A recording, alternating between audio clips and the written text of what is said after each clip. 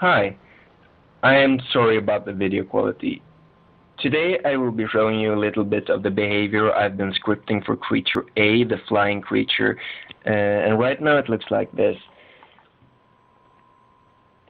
So this thing here, that's a hive, and soon you will see that these creatures start popping up from the hive. Sometimes it can be fun to look back on a game's development and see how much it has evolved over the years. It was more than 12 years ago that Jor Jakobsen and later James Therian first began programming and constructing what was then called Maze Runner, a game where we played as a white bear creature who had to avoid being eaten by the crocs. Despite these being some of the oldest, bare-boned versions of the game, I'm sure most people will still instantly recognize it as being what would become Rainworld. Even though, over the years, the game never substantially changed directions, there are still plenty of scrapped ideas and cut content that would never make it into the final version of Rainworld.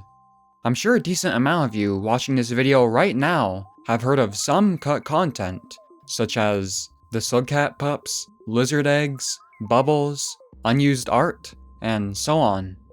But what personally interests me is the more obscure unused content, specifically ones that can have quite major lore implications, despite being cut.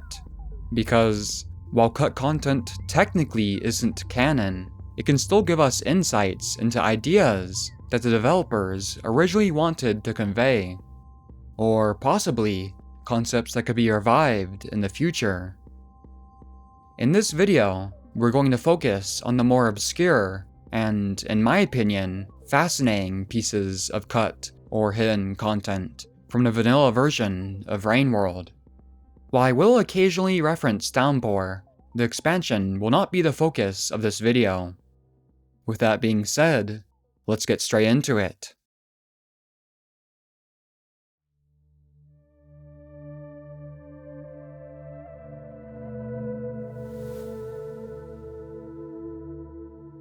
Memows, or Del Northern, made all of the illustrations and cutscenes we see in the base game. About a month ago on Blue Sky, she actually posted a lot of the concept art on some of these scenes, along with some cut illustrations. There are many unused dream scenes that never made it into the game. This cut dream may have been in reference to the Void, while these two were meant to be dreams about losing your family. But out of all these released pieces, one personally stood out to me the most: the Hunter ending sketches, specifically the last scene where we are shown an Iterator. Compared to the final design, which features short or absent antennae and a diamond-shaped symbol on the forehead, the sketch portrays the Iterator with much more prominent, long antennae, and a circular mark instead. My first impression was that Hunter's ending was originally intended to depict who looks to the moon, since she has long antennae and a circular mark. But this isn't actually the case. It was confirmed by Memows that this was in fact an early design for no significant harassment. This seemingly also finally confirms that the Iterator in Hunter's ending is in fact no significant harassment. Up until this point, it was technically only heavily implied and unconfirmed. On February 4th, 2014, in an update on their Kickstarter page, the developers posted this strange GIF of a dripping, organic mass. This entity became known as the infamous Brain Tree, but it was ultimately almost entirely removed from the game, appearing only as a brief Overseer projection. It is suggested, however, that the Brain Tree would have played a significant role in the game's lore, as the GIF is captioned on the Kickstarter with the following: "A brain tree that drips. It seems significant somehow, but not all of the mysteries of Rainworld are there to be solved." Technically, the Brain Tree would appear again in Downpour, but unfortunately, it appears to be nothing more than a glob of rusting metal. There's nothing organic about it. It may make a second appearance, though.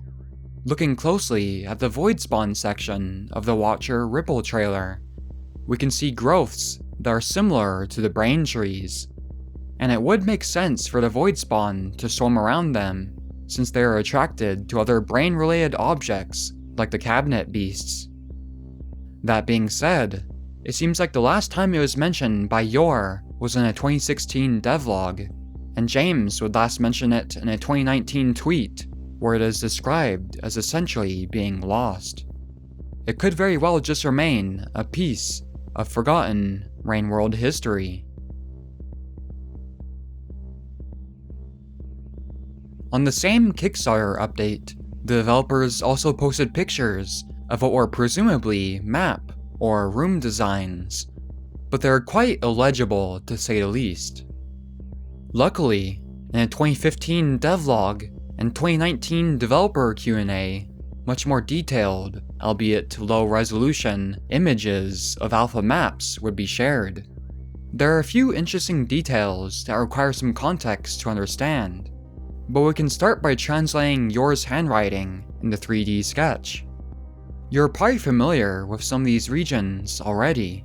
We can see that Sky Islands, Chimney Canopy, Underhang, and so on all existed at the earliest stages of the game's development. It's interesting to see how the superstructure is a huge pyramid instead of a rectangular can. Almost all of the structures are on the surface. We see regions that you probably aren't familiar with, like dense urban, shadow urban, and ancient or audient urban. Two of these unfamiliar ones are actually just early versions of regions that are still in the game.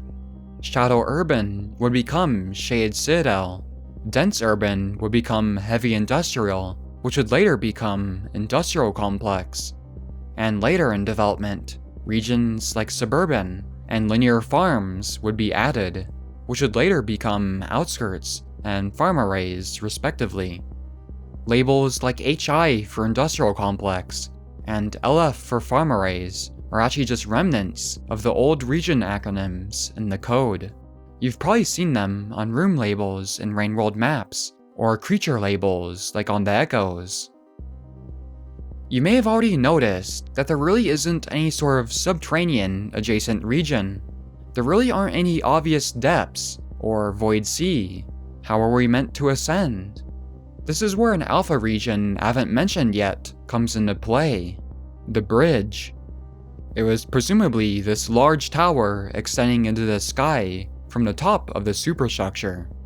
It is speculated that this is actually where the end of the game was originally meant to take place. We may have literally ascended upwards into the sky in order to reach enlightenment. This idea comes from concepts we're only alluded to in the actual game, that there's this sort of inverse void that emits matter rather than dissolving it. This is the dust that Moon mentions in the Teal Pearl. It is the matter that is being reintroduced into the physical world. In the alpha version of the game, this inverse sky void may very well have been the entity we actually transcended through. At the very least, the devs have confirmed that this idea of a sort of inverse void was considered. And I don't want to give any obvious downpour spoilers, but Saint's ending may have been inspired by this early concept. There may very well be one more campaign which alludes to this sky bridge as well.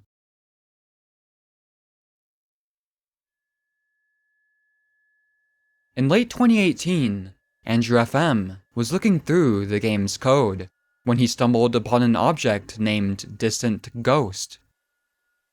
It seemed to be some kind of entity that would show up in rooftop view, or on top of the wall where the city is, but it never made it into the final version of the game. Yet, the code for it still existed, so Andrew, and later other modders, were able to essentially re-enable the Distant Ghosts back into the game. And this is what it looked like. They're fairly large, black, and translucent, flower-looking entities, silently waving on the outskirts of the long-abandoned city. It is theorized that they were the original design for echoes, since echoes are called ghosts in the code. But they could have also been early void spawn, or even something entirely different.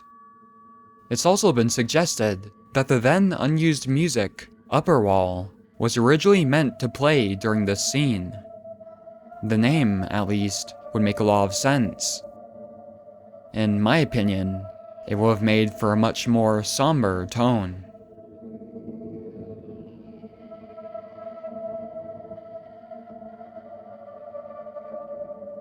The developers have never commented on the distant ghosts, nor have they said much about any other cut creatures.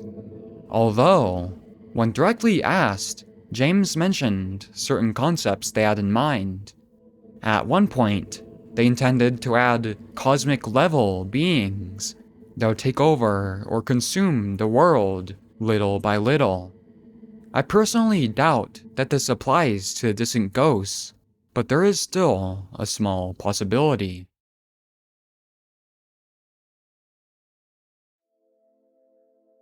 Continuing our look into the game's code, in late 2022, there were some interesting things discovered in rainworld version 1.0.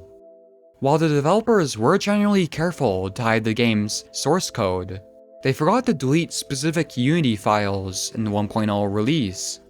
Long story short, coders or modders like Henpamaz were able to uncover previously hidden code. There were a few previous iterations of certain characters' dialogue that were commented out and meant to be removed. In other words, there's old dialogue in the code that was never publicly released. It's fascinating to see how some of the dialogue evolved over time.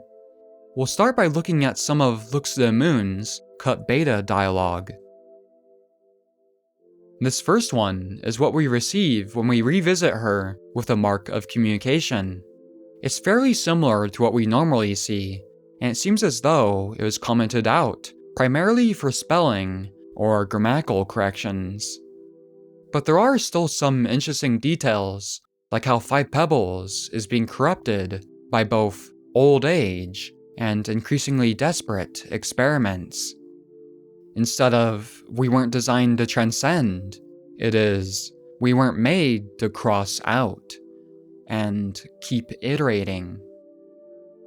I was also able to dig up this short piece. It's just a lot less interesting. Anyone who might recognize this, or knows rainworld's code better than me, could correct me if I'm wrong, but I'm pretty sure it's just unused dialogue for the White Pearls. Unfortunately, these two seem to be the only cut monologues I could find for Moon. But she wasn't the only character who had unused dialogue.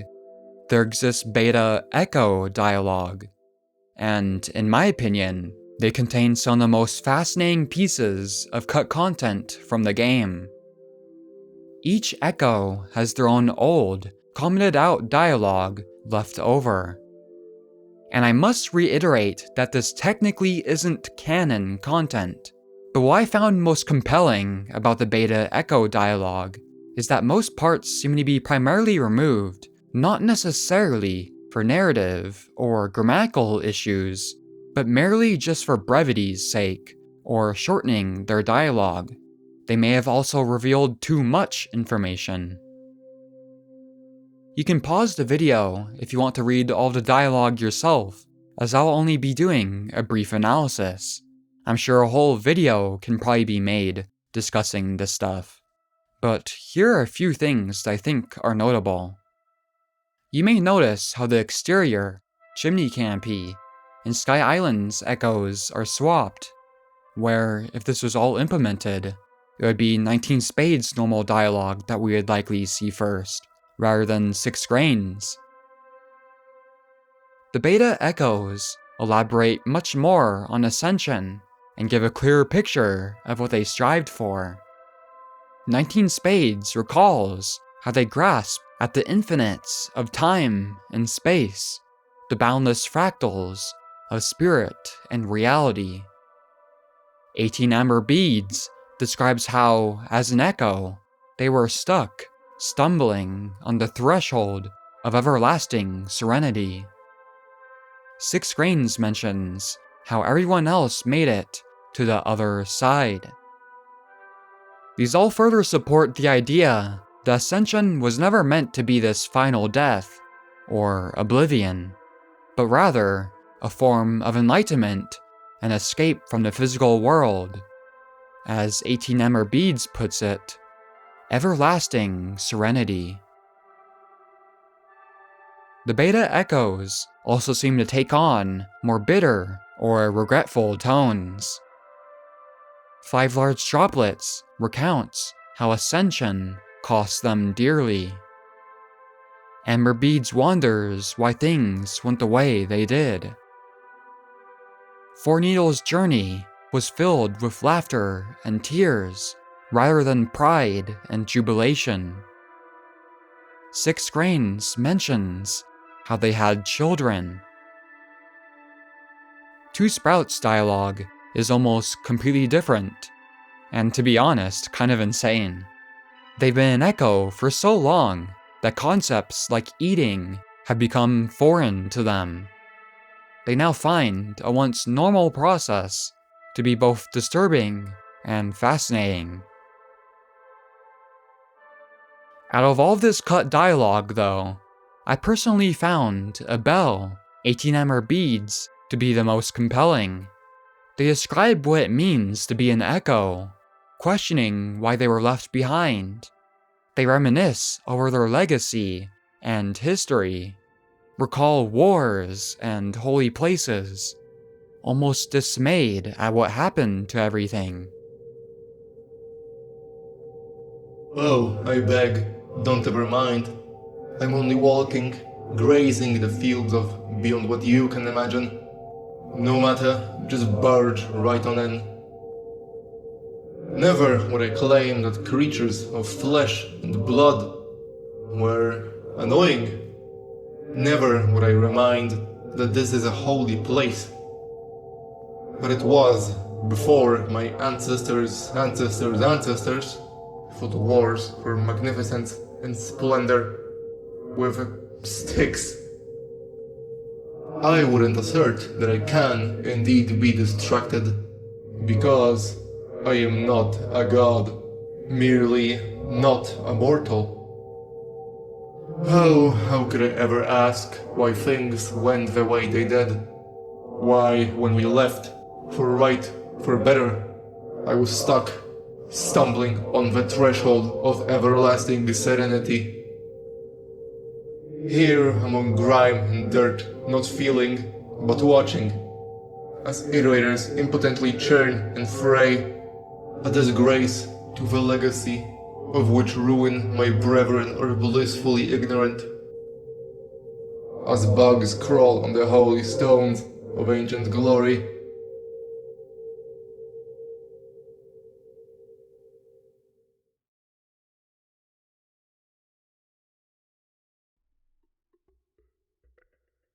In a late 2015 devlog, Yor would first announce the development of a new creature, the Scavengers.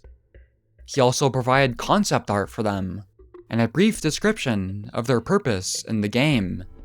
The Scavengers are an intelligent creature that will play a part in a narrative that we won't spoil. Later, in a 2016 devlog, James briefly mentioned how they are expanding the interactions with the Scavenger Society quite a bit, as they're coming into more prominence during the mid-game. These old, vague statements suggest that the Scavengers might have originally played a more significant role in the story than they do now. What narrative were the Scavengers originally meant to play a part in? What did the developers originally intend to do with Scavengers? These 2 devlogs may have been in reference to scrapped concepts that wouldn't be expanded upon for nearly 6 years. The previously cut 4th Slugcat campaign, formerly known as Nightcat, but is now transformed into The Watcher, would have originally had more ties to Scavengers. Both Yor and James briefly mention it in a 2022 developer stream. So, do you remember when we were discussing having a 4th campaign? Yes. Have we ever talked? I don't think we've ever talked about that. So this isn't lore necessarily, because this was just stuff that happened in discussion. But we had an idea. We had a bunch of ideas. Obviously, we worked on this game for a long time, and we just like goof around constantly with ideas. But remember, you had the idea.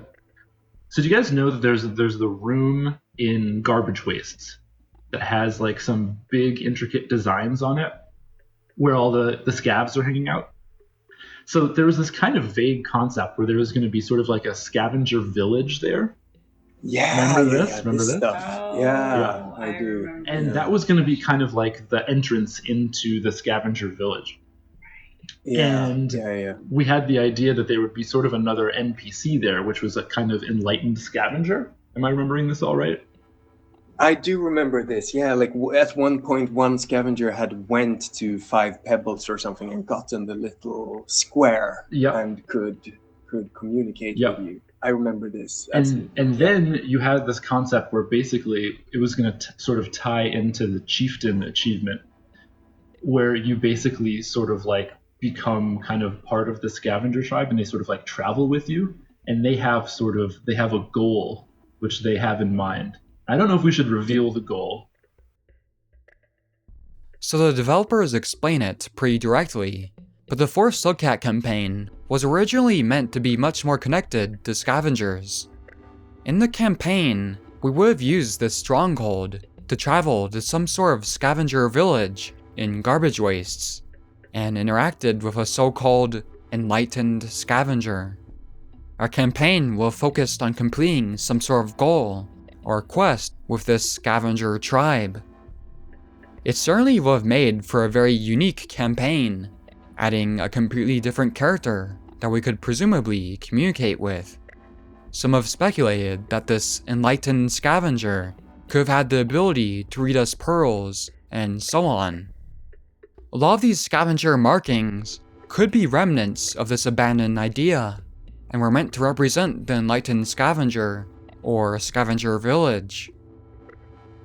Sadly, it is suggested that many aspects of this concept may not be revived with the upcoming Watcher campaign, as James saw it as being redundant with the addition of Downpour. If you've completed Artificer's campaign, you probably know what he's referring to here. Although, there is still some hope, as James also stated this in one of his most recent interviews, only a few months ago. So the Watcher, and even to a certain extent some of Downpour, a lot of it is there's a lot of ideas that were not necessarily on the cutting room floor, but just stuff that we didn't have space to do in the first game, or do it justice, or that sort of thing. So it's kind of easy, because for me it's just like, okay, now I can finally do this thing that I've been wanting to do for 10 years, and we have the resources for it, and we have like developers for it. So it's been... This implies that the upcoming Watcher campaign may aim to revivify many pieces of cut content, which could include many things discussed in this video. But realistically, I think the Enlightened Scavenger, or just a general expansion on how we interact with scavengers, has the highest chance of being revived out of everything discussed in this video. I guess we'll just have to wait and see. Before I officially conclude this video, I figured I would list off a few honorable mentions that I still found interesting, but just had really minor implications, or little to expand upon. In their earliest sketches, scavengers had wings that they could use to glide. This design never made it past the sketching phase though, as Yor saw it as being too difficult and impractical to implement. Shortly after the game's release, James, in a Steam discussion, described how players would have to bring neurons to Moon to restore her mental capacity, which is necessary if we want her to read data pearls. The various pearl colors were meant to represent different encryption levels, thus requiring more mental capacity to read. Either these were early concepts that Yor had removed, and James just wasn't aware that he had removed them, or James just forgot how his own game worked. Finally, the cut music Polybius was intended to be played during our first encounter with a DLL. The whole encounter would have been pre-scripted, where we had to solve some sort of puzzle to escape. Of course, one of the core ideas around rainworld prioritized experiencing things organically rather than pre-scripted events, so it is no surprise that this concept was quickly abandoned.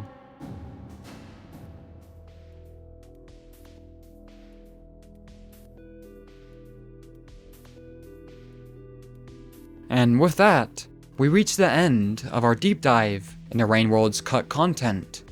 I hope you enjoyed this video and found it interesting, despite being a sort of untraditional lore video. I'm hopeful to see some of this content being re-implemented in the Watcher expansion. I guess anyone watching this in the future will already know what is, or isn't, re-added.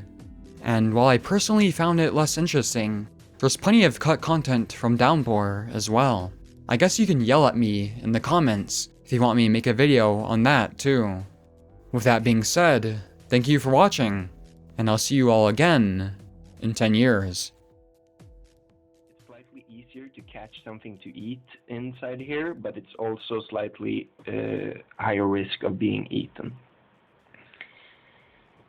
Yep, that's it for today. Thank you.